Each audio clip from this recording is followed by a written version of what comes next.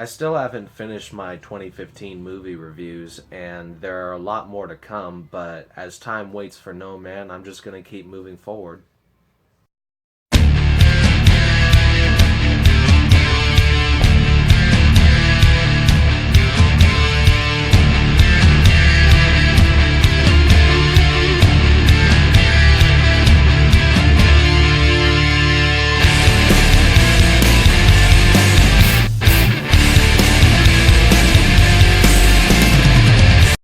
Tonight's review follows Kung Fu Panda 3, which follows Po in his continuing adventures. In this film, he runs into his biological father and goes on a journey to discover who he is. In the first movie, he learned about the art of Kung Fu. In the second movie, he learned about inner peace. And in this one, not only is he going to learn about the art of Qi, he's also going to have to learn how to be a teacher.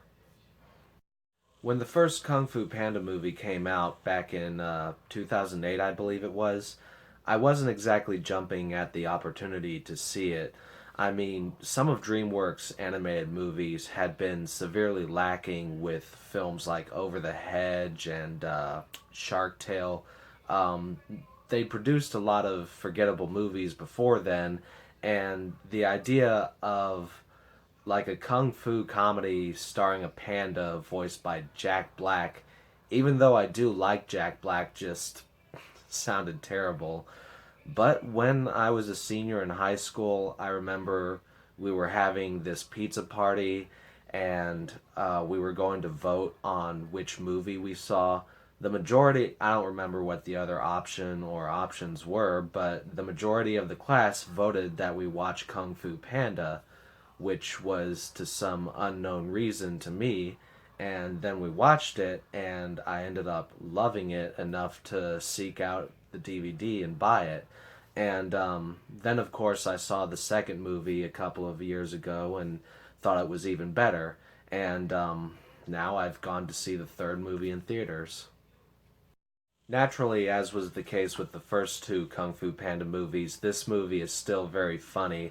A lot of the silliness hits the mark. Even though Poe has, of course, matured since the first movie, he's still a big goofball.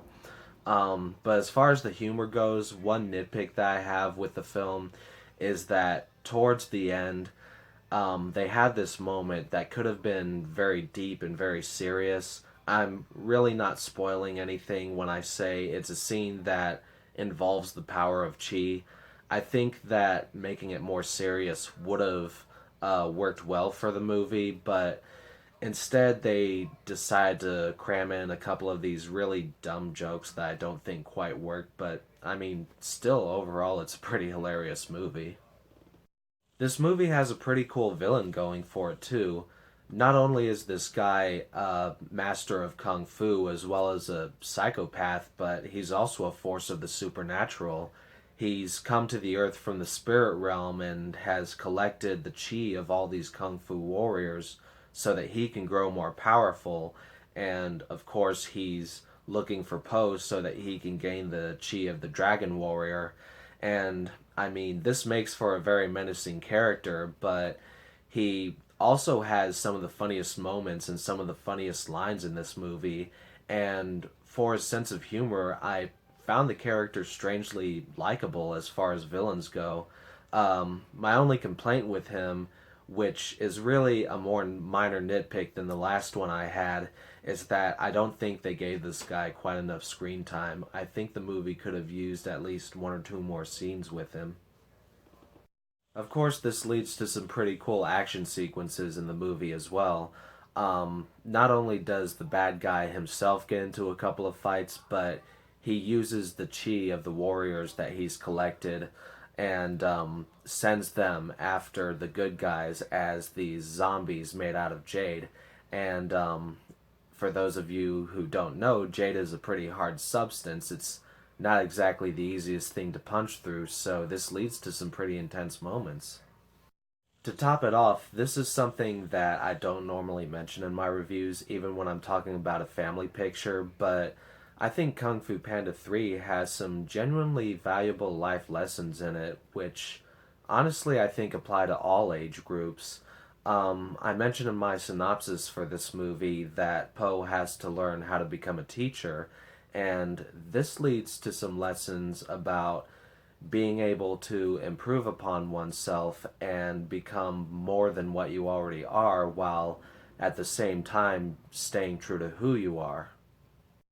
Also, given the fact that Poe meets his biological panda father in this movie, this obviously leads to some conflict with his adoptive father, and I think this leads to one of the most touching moments in the film, where I think the adoptive father really hits home what it means to be a parent. In the end, I hope that this ends up remaining a trilogy instead of, the studio running it into the ground, because I think Kung Fu Panda 3 as a whole is a pretty solid way to end the series. Um, as far as how it ranks with the other two movies, I think that the second one is still the best, but at the same time, a lot of people prefer The Dark Knight and The Empire Strikes Back to the third movies in their respective trilogies. It doesn't mean that those third movies aren't solid as well. So, if you are a fan of the first two movies, you're probably going to see the third one regardless of what I say, but going into it, just know that it comes with my recommendation. And that's all I've got to say about this movie. I hope y'all have a good one.